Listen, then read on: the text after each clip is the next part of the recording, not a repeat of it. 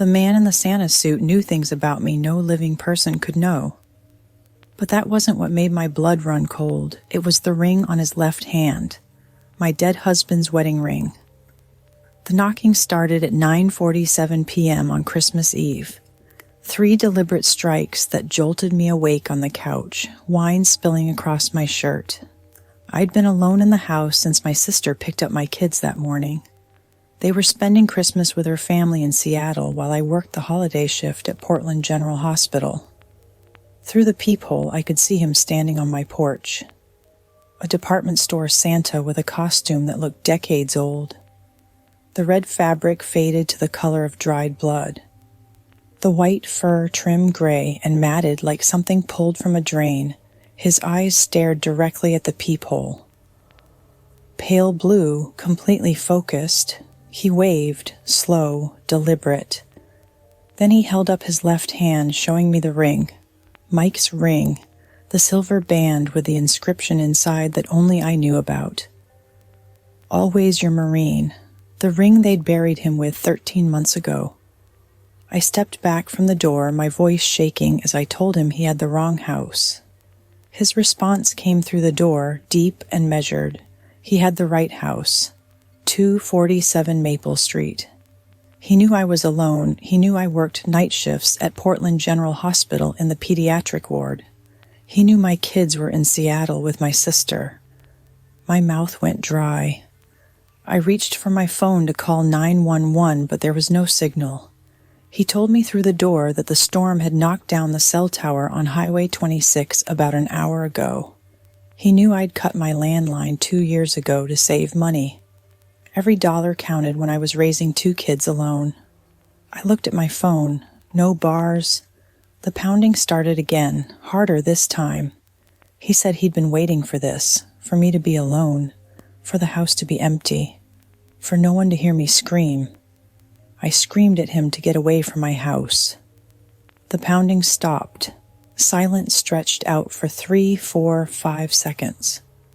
Then I heard his footsteps on the porch, not walking away, but moving along the front of the house toward the living room window.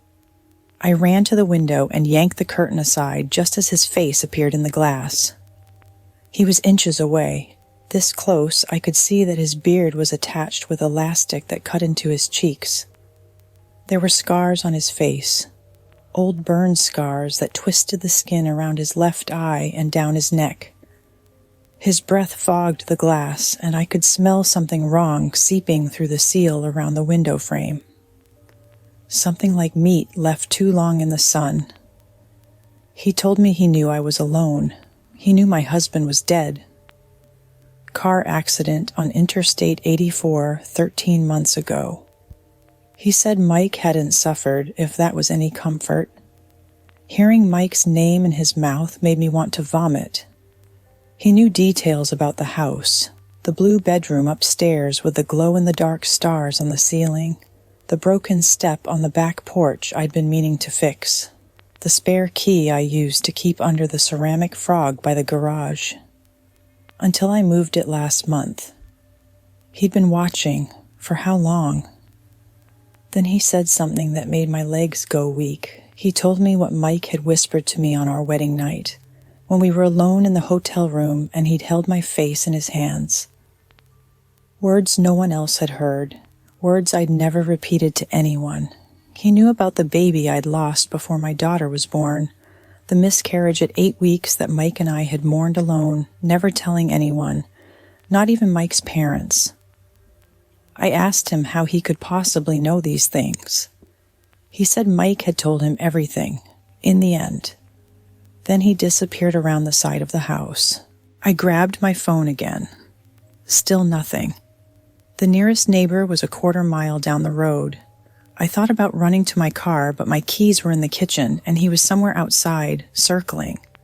I ran to the hall closet and grabbed Mike's old baseball bat.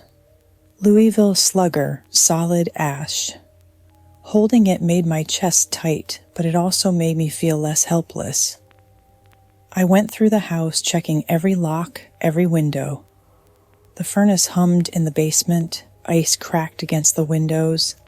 Outside, the wind pushed snow against the glass in rhythmic waves. First floor secure. I was heading for the stairs when I heard glass shatter in the kitchen. I ran toward the sound, socks sliding on hardwood. The kitchen window above the sink was broken, cold air pouring in. Shards of glass glittered on the counter like scattered diamonds. But there was no one there. Then I heard it behind me. A deep voice saying, "Ho, ho, ho." I spun around. He was standing in my kitchen doorway. He'd broken the window as a distraction while he came in through the back door, the one with the broken lock I'd been meaning to fix. He looked at the bat in my hands and said I had good instincts, that Mike had taught me that. He reached up and pulled off the Santa hat, then the beard. The elastic left red marks across his cheeks. The man underneath was maybe 45, with short gray hair and those burn scars twisting down the left side of his face and neck.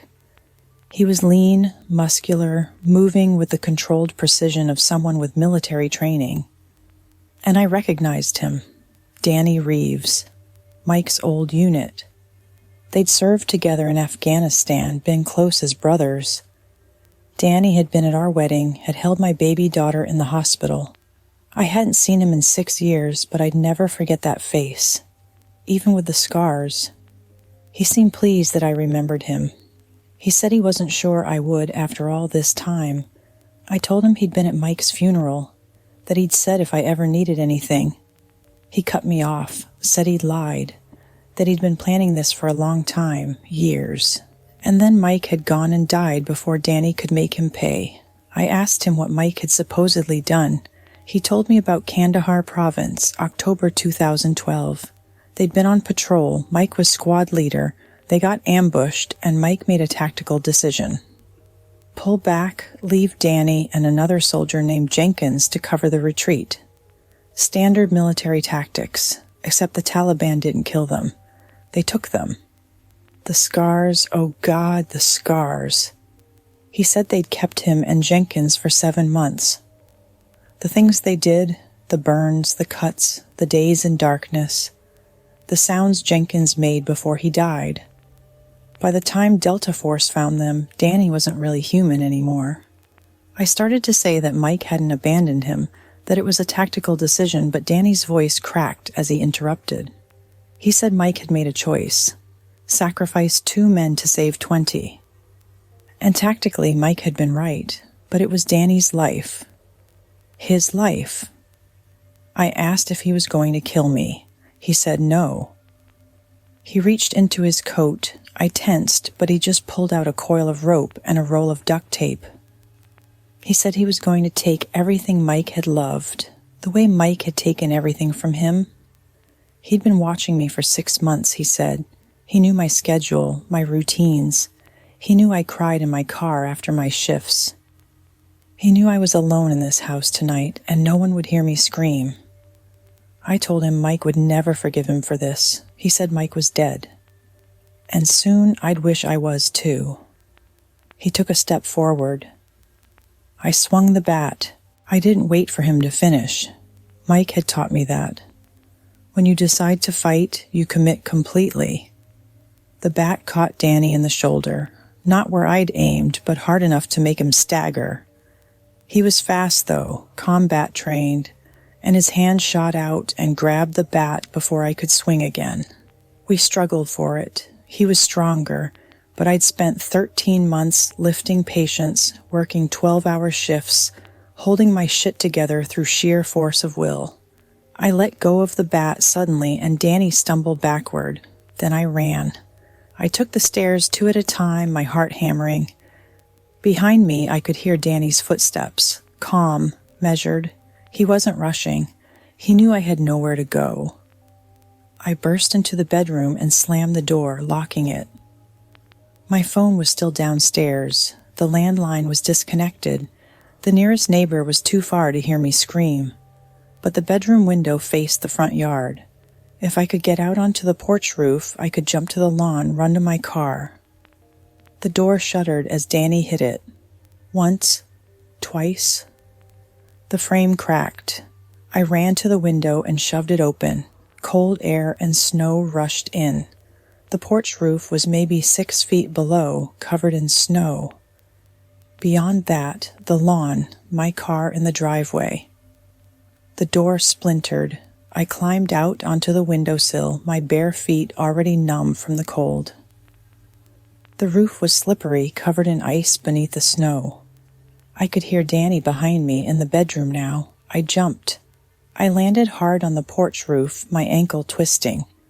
Pain shot up my leg, but I didn't stop. I scrambled to the edge and looked down. The drop to the lawn was maybe 10 feet. Manageable. I heard Danny at the window above me. I jumped again. I hit the snow-covered lawn and my bad ankle gave out. I went down hard, face first in the snow.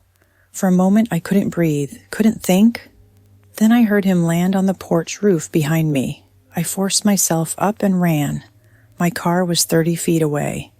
My keys were in the kitchen. But the neighbor's house, the Hendersons, was a quarter mile down the road. If I could make it to the trees, lose him in the woods.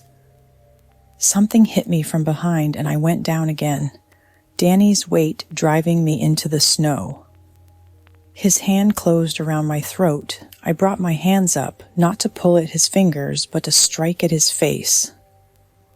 My thumb found the burn scars on his cheek and I dug in hard. Danny screamed and his grip loosened. I brought my knee up into his groin and Danny went down. I didn't wait. I ran for the trees. The woods were dark, the snow deeper here. My feet were numb, my lungs burning. Behind me, I could hear Danny crashing through the undergrowth. He was faster, stronger, but I knew these woods. Mike and I used to walk here. There was an old hunting blind about 200 yards in. If I could make it there, hide. My foot caught on something under the snow and I went down hard. My head hit something, a rock, a root, and the world tilted. I tried to get up, but my body wouldn't respond. Blood ran hot down my face, melting the snow beneath my cheek. Danny's footsteps crunched closer. He stood over me, breathing hard. His scarred face was twisted with something between rage and satisfaction. He whispered that he was going to tell me a secret, that Mike hadn't died in a car accident. I tried to speak, but couldn't. He said Mike had killed himself, driven into that median on purpose. Because he couldn't live with what he'd done to Danny, what he'd done to Jenkins. He asked if I knew why the police report said Mike wasn't wearing a seatbelt, why there were no skid marks, why his life insurance hadn't paid out. My vision was blurring. I could taste blood. Danny reached into his pocket and pulled out a syringe. He said it was the same sedative they'd used on him in Kandahar. He was going to inject me with it, and then he was going to take me somewhere no one would ever find me. And I was going to understand exactly what those 7 months felt like. I saw the needle coming toward my neck. I had one chance. I jammed my thumbs into Danny's eye sockets. He screamed and reared back, and that's when I heard it, sirens in the distance. Danny's head snapped toward the sound. For a moment, our eyes met, and I saw something in them. Not just rage, but calculation. He was deciding whether he had time to finish this. The sirens were getting louder. He let go and ran. I lay there in the snow, bleeding, shaking, listening to his footsteps fade into the woods. Then there were flashlights, voices, hands lifting me. The Hendersons had seen my broken window from the road. They'd called 911. The police searched the woods and found Danny's footprints leading to an old logging road 2 miles away. They found tire tracks. They found the Santa costume abandoned in the snow. They didn't find Danny. I spent 2 days in the hospital with a concussion and mild hypothermia. The police interviewed me 3 times. They took my statement. They searched my house. They found evidence of the break-in, the rope, the duct tape. They found the syringe in the snow where Danny had dropped it. On the 3rd day, the detective came to my hospital room with a folder. He asked me to look at photographs and identify the man who'd attacked me. I looked at the photos, 5 different men, all around 45, all with military backgrounds. None of them looked like Danny. I told him none of these were the man. The detective exchanged a glance with his partner. He explained that these were all the Daniel or Danny Reeves who'd served with my husband in Afghanistan. They'd accounted for all of them. 2 were still active duty overseas. 1 was in prison in Texas. 1 was a high school teacher in Ohio. I asked about the 5th one. The detective's voice was gentle. The 5th one was dead. Suicide 7 years ago, 6 months after returning from deployment. He'd been found in his apartment in Seattle. He'd been dead for 3 days before anyone found him. The room felt too small suddenly. I insisted that wasn't possible. I'd seen him, talked to him. He was wearing my husband's wedding ring. The detective pulled out another photo, a military ID photo of a young man, maybe 25, with no scars. But the eyes were the same, those pale blue eyes. I whispered that yes, that was him. But he was older. He had burned scars on his face. The detective said this was Daniel Reeves, that he'd died 7 years ago. I insisted I'd seen him. He'd been in my house. He'd attacked me. The detective's partner leaned forward. They weren't saying nothing had happened. They'd found the Santa costume. They'd found evidence of the break-in. They'd found the syringe. It tested positive for ketamine. But they needed to figure out who had actually attacked me because it wasn't Daniel Reeves. I asked who it was then. They asked if there was anyone else who might have had a grudge against my husband. Anyone who might know details about his military service. I shook my head. I couldn't think. Nothing made sense. The detective said they'd like me to speak with someone, a psychologist who specialized in trauma. I'd been through something terrible, and sometimes our minds... I cut him off, asked if they thought I was crazy. He said no, that they thought I was traumatized, and they wanted to help. I stayed with my sister in Seattle for 3 months. I sold the house on Maple Street through a realtor, never set foot inside again. I got a job at Seattle Children's Hospital. I started seeing the trauma psychologist the detective had recommended. For 11 months, I told myself I'd imagined parts of it. Trauma, grief, stress. The detective's theory made sense. Someone had broken in, someone who knew about Mike's service, and my traumatized mind had filled in the gaps with a ghost story. The man who attacked me was out there somewhere. Maybe they'd catch him. Maybe they wouldn't. I almost believed it. Then last week, on Christmas Eve, my sister's doorbell rang at 9:47 p.m. I was in the living room wrapping presents for my kids who were asleep upstairs. When I heard the knock, 3 deliberate strikes, I felt my blood turn to ice. I walked to the door on shaking legs and looked through the peephole. The porch was empty, but lying on the welcome mat was a Santa hat. Old, yellowed, with gray matted fur trim. And underneath it, catching the porch light, was a silver wedding ring. I didn't open the door. I backed away, pulled out my phone, and called 911. While I waited for the police, I walked to the living room window and looked out at the street. At the end of the block, standing under a streetlight, was a figure in a Santa suit. He waved, slow, deliberate. Then he turned and walked into the darkness. The police came, they found the hat and the ring. They took them as evidence. They searched the neighborhood, they found nothing.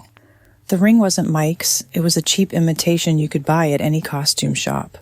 The hat was from a party city, they said, probably just a prank. Kids, maybe, someone who'd heard about what happened to me. But I know better. I know what I saw. I know what I felt. I know that smell. And I know that every Christmas Eve at 9:47 p.m. I'll be checking the locks, checking the windows, watching through the peephole. Because Danny Reeves is out there, dead or alive, ghost or man, I don't know anymore. But he's out there, watching, waiting, and one Christmas he'll come back to finish what he started.